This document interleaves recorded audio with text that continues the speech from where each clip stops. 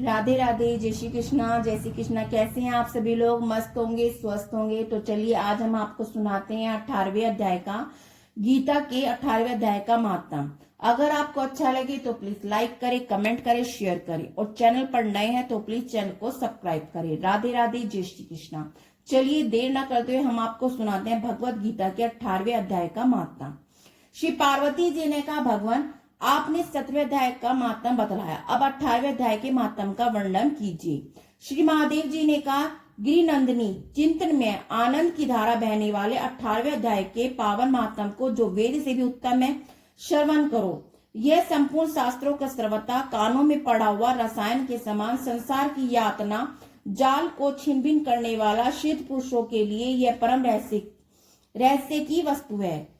इसमें अविद्या का नाश करने की पूर्ण क्षमता है। यह भगवान विष्णु की चेतना सर्व से परम आनंद है। इतना ही नहीं, यह विवेक में लता का मूल काम, क्रोध और मंद को नष्ट करने वाला है। इंद्र आदि देवताओं की चित्त का विश्राम मंदिर और सनक सनंतन आदि महायोगियों को मनोरंजन करने वाला है।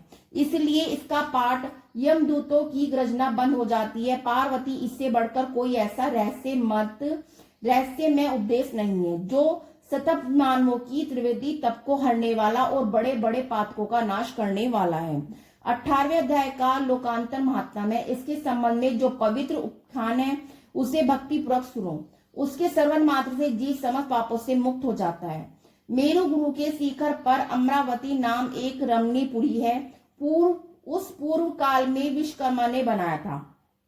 उसे पूर्व काल में विश्वकर्मा ने बनाया था। उस पुरी में देवताओं द्वारा सेवित इंद्र सची के साथ निवास करते थे। एक दिन वे सुख पूर्वक बैठे हुए, इतने में ही उन्होंने देखा कि भगवान विष्णु के दूतों से सेवित एक अन्य पुरुष वहां आ रहा है।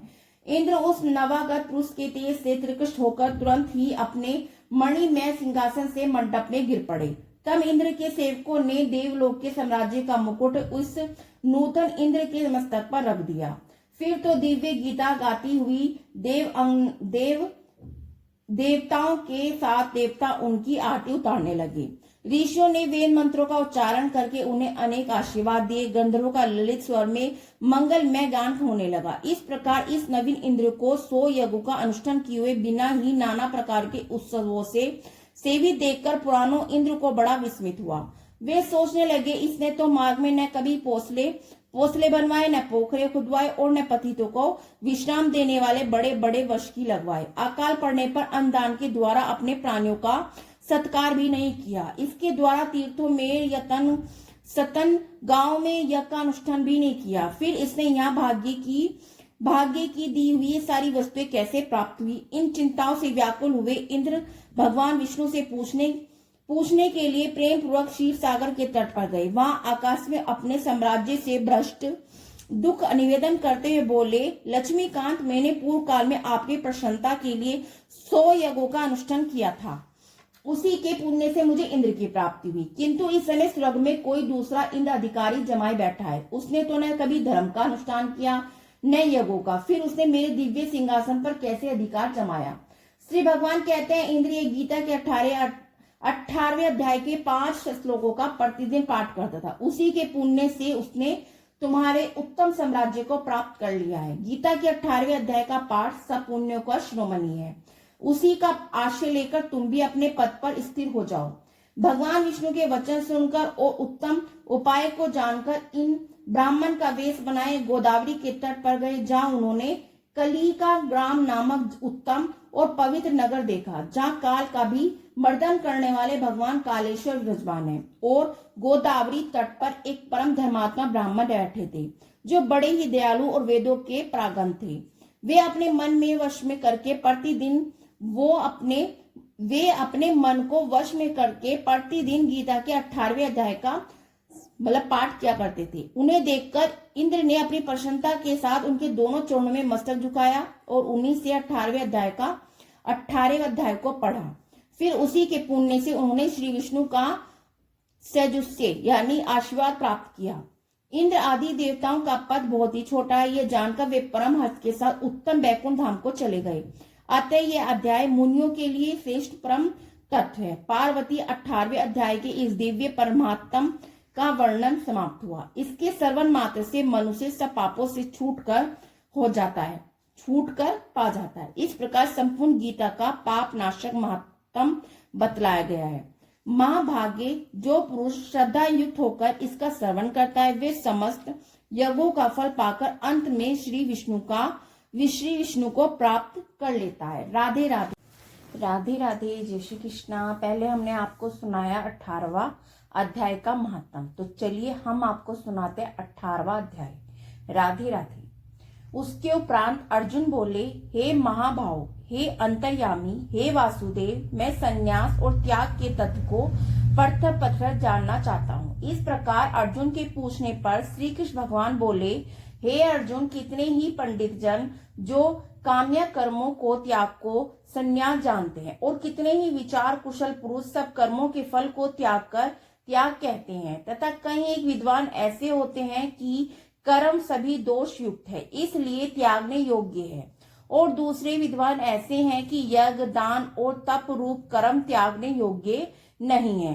परंतु हे अर्जुन, उस त्याग के विषय में तू मेरे निश्चय को सुन। हे पुरुष श्रेष्ठ, वह त्याग सात्विक, राजस, तामस ऐसे तीनों प्रकार का ही कहा गया है, तथा यज्ञ, दान, तप, कर्म त्यागने के योग्य नहीं है, किंतु निसंदेह करना कर्तव्य है, क्योंकि यज्ञ, दान और तप ये तीनों ही बुद्धिमान पुरुषों को पवित्र करने वाले हैं। इसलिए हे पार्थ, यह यज्ञ, दान, तप रूप कर्म और संपूर्ण श्रेष्ठ कर्म आसक्ति को, फलों को त्याग कर अवश्य करने चाहिए। ऐसा मेरा निश्चय किया हुआ उत्तम मत है। और हे अर्जुन, नित्य कर्म का त्याग करना योग्य नहीं है, इसलिए मोह से उसका त्याग करना तामस त्याग कहा गया है। यदि कोई मनुष्य जो कर्म है वे सभी दुख रूप है, ऐसे समझकर शारीरिक केशव के भय के कर्मों को त्याग कर वह पुरुष राजसे को त्याग कर और त्याग के फल को प्राप्त नहीं होता, अर्थात उसका वे त्याग करना व्यर्थ होता है। हे अर्जुन, करना कर्तव्य ऐसा समझकर ही शास्त्र विधि से नियम किया हुआ कर्तव्य कर्म आसक्ति कोई फल को त्याग कर किया जाता है, वही सात्विक त्याग माना जाता है, अर्थात कर्तव्य कर्मों को स्वरूप से त्याग माना गया है। हे अर्जुन, जो पुरुष अकल्याणकारक कर्म से द्वेष नहीं करता और कल्याणकारक कर्म से आसक्त नहीं होता, वे शुद्ध सद्गुण युक्त हुआ पुरुष संयम रहित, ज्ञानवान और त्यागी, क्योंकि देहधारी पुरुष के द्वारा संपूर्णता से सब कर्म त्याग जानने को शक्य नहीं है। इससे जो पुरुष कर्मों के फल को त्यागी है वही त्यागी है, ऐसा कहा जाता है। सकामी पुरुष के कर्म का ही अच्छा, बुरा और मिला हुआ ऐसे 3 प्रकार के फल मरने के पश्चात भी होता है, और त्यागी पुरुषों के कर्मों का फल किसी काल में भी नहीं होता, क्योंकि उनके द्वारा होने वाले कर्म वास्तव में कर्म नहीं है। हे महाभाव, संपूर्ण कर्मों की सिद्धि के लिए अर्थात संपूर्ण कर्मों के सिद्ध होने में 5 हेतु संख्या सिद्धांत में कहे गए हैं, उसको तू मेरे से भली प्रकार जान। हे अर्जुन, इस विषय में आधार और कर्ता, न्यारे न्यारे करण, नाना प्रकार की न्यारी न्यारी चेष्टा एवं वैसे ही 5वां हेतु देव कहा गया है, क्योंकि मनुष्य मन, वाणी, शरीर शास्त्र के अनुसार अथवा विपरीत भी जो कुछ कर्म आरंभ करता है उसके ये 5 ही कारण है। परंतु ऐसा होने पर भी पुरुष अशुद्धि बुद्धि होने के कारण उस विषय में केवल शुद्ध स्वरूप आत्मा को कर्ता देखता है, वे मलिन बुद्धि वाला ज्ञानी यथार्थ नहीं देखता। हे अर्जुन, जिस पुरुष के अंतकरण में कर्ता हो ऐसा भाव नहीं है, तथा जिसकी बुद्धि सांसारिक पदार्थों में और संपूर्ण कर्मों में लिपायन नहीं होती, वह पुरुष इन सब लोगों को मारकर भी वास्तव में न तो मरता है और न पाप से बनता है। हे भरत, ज्ञाता, ज्ञान और ज्ञेय ये तीनों तो कर्म के प्रेरक है, अर्थात इन तीनों के संयोग से कर्म में परमंत होने की इच्छा उत्पन्न होती है, और कर्ता, करण और क्रिया ये तीनों कर्म के संग्रह है, अर्थात इन तीनों के संयोग से कर्म बनता है। उन सब में ज्ञान और कर्म, कर्ता भी गुणों के भेद से संख्या शास्त्र में 3 प्रकार कहे गए हैं, उनको भी तू मेरे से भली प्रकारी सुन। हे अर्जुन, जिस ज्ञान से मनुष्य पृथक सब भूतों में एक अविनाशी परमात्मा को विभाग रहित समभाव से स्थित देखता है, उस ज्ञान को तू सात्विक जान। और जो ज्ञान अर्थात जिस ज्ञान के द्वारा मनुष्य संपूर्ण भूतों में भिन्न भिन्न प्रकार के अनेक भावों को न्यारा न्यारा करके जानता है, उस ज्ञान को तू राजस जान। और जो ज्ञान एक कर्म रूप शरीर में संपूर्णता के सदृश्य आसक्त है, अर्थात जिस विपरीत ज्ञान के द्वारा मनुष्य एक क्षण भंगुर नाशवान शरीर को ही आत्मा मानकर उसमें सर्वव्यापी भांति आसक्ति रहता है, वो बिना युक्ति वाला तत्व अर्थ से रहित और तुच्छ है, वे ज्ञान तामस कहा गया है। हे अर्जुन, जो कर्म शास्त्र विधि से नियत किया हुआ कर्ता के अभिमान से रहित फल को नचाने वाला पुरुष बिना राग द्वेष से किया हुआ वे कर्म सात्विक कहा जाता है, और जो कर्म बहुत परिश्रम से युक्त फल को चाहने वाला अहंकार युक्त पुरुष द्वारा किया जाता है वे कर्म राजस कहा गया है, तथा जो कर्म परिणाम हानि हिंसा सामर्थ्य न विचार कर केवल अज्ञान से आरंभ किया जाता है वे कर्म तामस कहा जाता है।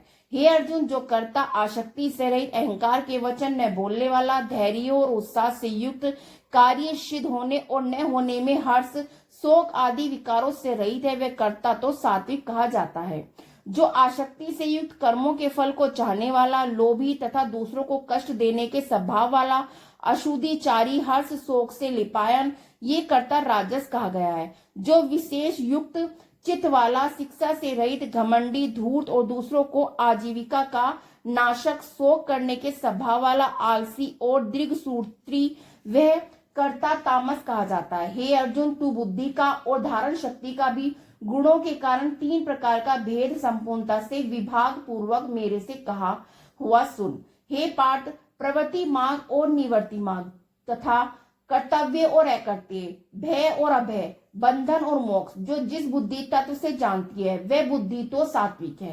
हे पार्थ, जिस बुद्धि के द्वारा मनुष्य धर्म और अधर्म तथा कर्तव्य अकर्तव्य यथार्थ नहीं जानता वह बुद्धि राजसी है। और हे अर्जुन, जो तमोगुण से आवर्त हुई बुद्धि अधर्म को धर्म मानती है तथा जो संपूर्ण अर्थों को विपरीत ही मानती है वह बुद्धि तमसी है।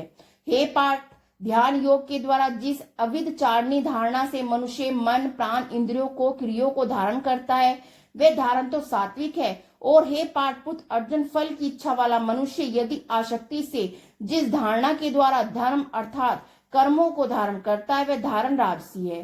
तथा हे पार्थ, दुष्ट बुद्धि वाला मनुष्य जिस धारणा के द्वारा निद्रा भय चिंता और दुख उत्तम को नहीं छोड़ता अर्थात धारण नहीं करता वे धारणा तामसी है। हे अर्जुन, अब दुख भी 3 प्रकार से मेरे से सुन। हे भरत से, जिस सुख में साधक पुरुष भजन ध्यान से सेवा आदि के अभ्यास से रमण करता है वे दुखों के अंत को प्राप्त होता है। वे सुख प्रथम साधन के आरंभ काल में यद्यपि विषय के सदृश्य भासता है परंतु परिणाम में अमृत के तुल्य है। इसलिए जो भगवत विषय बुद्धि के प्रसाद से उत्पन्न हुआ सुख वे सात्विक कहा गया है, और जो सुख विषय और इंद्रियों के संयोग से होता है वे यद्यपि भोग काल में अमृत के सदृश्य भासता है परंतु परिणाम में विषय के सदृश्य, इसलिए वह सुख राजस कहा गया है। तथा जो सुख भोग काल में और परिणाम में भी आत्मा को मोहने वाला है वह निंद्रा आलस्य प्रमाद से उत्पन्न हुआ सुख तामस कहा गया है। और हे अर्जुन, पृथ्वी में या स्वर्ग में अथवा देवताओं में ऐसा वह कोई भी प्राणी नहीं है कि जो इस प्रकृति से उत्पन्न हुए तीनों गुणों से रहित हो, क्योंकि यावन मास सर्व जगत त्रिगुणमयी माया का ही विकार है। इसलिए हे पर्तन, ब्राह्मण क्षत्रिय वैश्य तथा शूद्रों के भी कर्म प्रभाव से स्वभाव से उत्पन्न हुए गुणों के विभक्त किए गए हैं, अर्थात पूर्वकृत कर्मों के संसार रूप स्वभाव से उत्पन्न हुए गुणों के अनुसार विभक्त किए गए हैं। उनमें अंतकरण का निग्रह, इंद्रियों का दमन, बाहर भीतर की शुद्धि, धर्म के लिए कष्ट सहन करना और क्षमा भाव, मन इंद्रियों और शरीर की सरलता, आसक्ति बुद्धि, शास्त्र विषय तक ज्ञान और परमात्मा तक अनुभव भी ये तो ब्राह्मण के स्वाभाविक कर्म है। सूरवीरता, तेज, धैर्य, चतुरता, युद्ध में भी भागने का स्वभाव, दान स्वाभाविक अर्थात निस्वार्थ भाव से सबका हित सोचकर शास्त्र अनुसार शासन द्वारा प्रेम के सहित पुत्र तुल्य प्रजा को पालन करने का भाव, ये सब क्षत्रिय के स्वभाव कर्म है। खेती, गोपालन, क्रम क्रय विक्रय, सत्य व्यवहार ये वैश्य के स्वाभाविक कर्म है। और वर्णों की सेवा करना ये शूद्र का भी स्वाभाविक कर्म है। एवं इस अपने स्वाभाविक कर्मों में लगा हुआ मनुष्य भगवत प्राप्ति रूप परम सिद्धि को प्राप्त होता है। परंतु जिस प्रकार अपने स्वाभाविक कर्म में लगा हुआ मनुष्य परम सिद्धि को प्राप्त होता है, उस विधि को तू मेरे से सुन। हे अर्जुन, जिस परमात्मा से सर्वभूतों की उत्पत्ति हुई है और जिससे वे सर्व जगत व्यापक है, उस परमेश्वर को अपने स्वाभाविक क्रम द्वारा पूजकर मनुष्य परम सिद्धि को प्राप्त होता है। इसलिए अच्छे प्रकार आचरण किए हुए दूसरों के धर्म में गुण रहित भी अपना धर्म श्रेष्ठ है, क्योंकि स्वभाव से नियत किए हुए सब धर्म को त्याग कर मनुष्य पाप को नहीं प्राप्त होता। अतएव हे कुंती पुत्र, दोष युक्त भी स्वाभाविक कर्म को नहीं त्यागना चाहिए, क्योंकि धुएं से अग्नि के सदृश सभी कर्म किसी न किसी दोष से अवतंत है। हे अर्जुन, सवट आसक्ति रहित बुद्धि वाला, स्पेश रहित और जीते हुए अंतकरण वाला पुरुष संख्या योग के द्वारा भी परम निष्क्रिय सिद्धि को प्राप्त होता है, अर्थात क्रिया रहित शुद्ध सच्चिदानंद सगर परमात्मा की प्राप्ति रूप परम सिद्धि को प्राप्त होता है। इसलिए हे कुंती पुत्र, अंतकरण की शुद्धि रूप सिद्धि को प्राप्त हुआ पुरुष जैसे संख्या योग के द्वारा सच्चिदानंद सगुण ब्रह्मा को प्राप्त होता है तथा तत्व ज्ञान की परिकृष्टा है, उसको भी तू मेरे से संक्षेप में सुन। हे अर्जुन, विशुद्ध बुद्धि से युक्त एकांत और शुद्ध देश का सेवन करने वाला, मिताहारी, जीते हुए मन वाणी शरीर वाला और दृढ़ वैराग्य को भली प्रकार प्राप्त हुआ पुरुष निरंतर ध्यान योग के प्रायण हुआ, सात्विक धारण से अंतकरण को वश में करके शब्द आदि विषयों को त्याग के राग द्वेष को नष्ट करके तथा अहंकार बल घमंड काम क्रोध संग्रह को त्याग कर ममता रहित शांत अनंतकरण हुआ, सच्चिदानंद सगुण ब्रह्मा में एक ही भाव होने के लिए योग्य होता है। फिर वे सच्चिदानंद स्वरूप ब्रह्मा में एक ही भाव से स्थित हुआ प्रथम प्रसन्न चित्त वाला पुरुष न तो किसी वस्तु के लिए शोक करता है न किसी आकांक्षा के लिए करता है, ऐसा भूतों में स्वभाव हुआ मेरी परम भक्ति को प्राप्त होता है। उस पराभक्ति के द्वारा मेरे को ही तत्व से भली प्रकार जानता है कि मैं जो हूँ, जिस प्रभाव से हूँ, जिस भक्ति से मेरे तत्व से जानकर तत्काल ही मेरे में प्रवेश हो जाता है, अर्थात अन्य भाव से मेरे को ही प्राप्त हो जाता है। फिर उसकी दृष्टि मुझ वासुदेव के सिवा कुछ भी नहीं रहता। मेरे प्रायण हुआ निष्काम कर्मयोगी संपूर्ण कर्मों को सदा करता हुआ मेरी कृपा से सनातन अविनाशी परम पद को प्राप्त हो जाता है। इसलिए हे अर्जुन, तू सब कर्मों को मन से मेरे में अर्पण करके मेरे प्रायण हुआ समझ बुद्धि रूप निष्काम कर्म योग का अवलेहन करके निरंतर मेरे में चित्त वाला हो। इस प्रकार तू मेरे में निरंतर मन वाला हुआ मेरी कृपा से जन्म मृत्यु आदि संकटों को अन्यास ही तर जाएगा, और यदि अहंकार के कारण मेरे वचनों को नहीं सुनेगा तो नष्ट हो जाएगा, अर्थात परमात्मा भ्रष्ट हो जाएगा। परमात्म यानी जो पुण्य किया है वो नष्ट हो जाएगा। जो तू अहंकार को अवलेहन करके ऐसा मानता है कि मैं युद्ध नहीं करूंगा, तो यह मेरा निश्चय मिथ्या है, क्योंकि क्षत्रियपन का स्वभाव तेरे को जबरदस्ती युद्ध में लगा देगा। हे अर्जुन, जिस कर्म को तू मोह नहीं करना चाहता उसको भी अपने पूर्वकृत स्वाभाविक क्रम से बंधा हुआ परवश होकर करेगा, क्योंकि हे अर्जुन, शरीर रूप यतन में आरूढ़ हुए संपूर्ण प्राणियों को अंतर्यामी परमेश्वर अपनी माया से अपने कर्मों के अनुसार भ्रमता हुआ भूत प्राणियों के हृदय में स्थित है। इसलिए हे भारत, सब प्रकार से उस परमेश्वर की अन्य शरण को प्राप्त हो, उस परमात्मा की कृपा से परम शांति को सनातन परम धाम को प्राप्त हो। इस प्रकार यह गोपनीय से भी गोपनीय अति ज्ञान तेरे लिए कहा गया है। इस रहस्य युक्त ज्ञान को संपूर्णता से अच्छी प्रकार विचार करके फिर तू जैसा चाहता है वैसा कर, अर्थात जैसी तेरी इच्छा हो वैसे ही तू कर। इतना कहने पर अर्जुन को कोई उत्तर नहीं मिलने के कारण श्री कृष्ण भगवान फिर बोले, हे अर्जुन, संपूर्ण गोपनीयों से भी अति गोपनीय परम रहस्य युक्त वचनों को तू मेरे से भी सुन, क्योंकि तू मेरा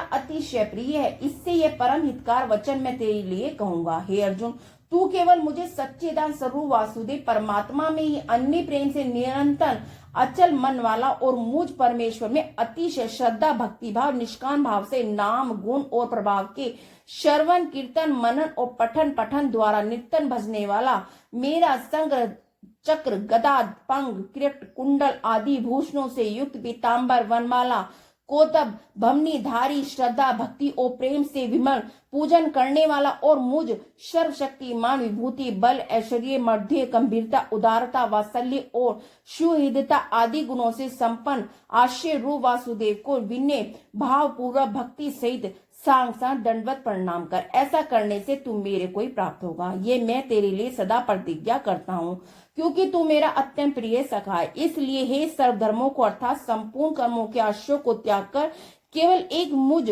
वासुदेव एकाचित वासुदेव भगवान परमात्मा कोई अन्य शरण को प्राप्त हो। मैं तेरे को संपूर्ण पापों से मुक्त कर दूंगा, तू शोक मत कर। इस प्रकार तेरे हित के लिए कहे हुए इस गीता रूप परम रहस्य को किसी काल में भी न तो तप रहित मनुष्य के प्रति कहना चाहिए, न भक्ति रहित के प्रति, न बिना सुनने की इच्छा वाले के प्रति कहना चाहिए, एवं जो मेरी निंदा करता है उसके प्रति भी नहीं कहना चाहिए, परंतु जिनमें ये सब दोष नहीं है ऐसे भक्तों के प्रति प्रेम पूर्वक उत्साह सहित कहना चाहिए। क्योंकि जो पुरुष मेरे में परम प्रेम करके इस परम रहस्य युक्त गीता शास्त्र को मेरे भक्तों में कहेगा, अर्थात निष्काम भाव से प्रेम पूर्वक मेरे भक्तों को पढ़ावेगा, अर्थात व्याख्या द्वारा इसका प्रचार करेगा, वह निसंदेह मेरे को ही प्राप्त होगा, और न तो उससे बढ़कर मेरा अतिशय प्रिय कार्य करने वाला मनुष्य में कोई है, और न उससे बढ़कर मेरा अत्यंत प्यारा पृथ्वी में दूसरा कोई होगा।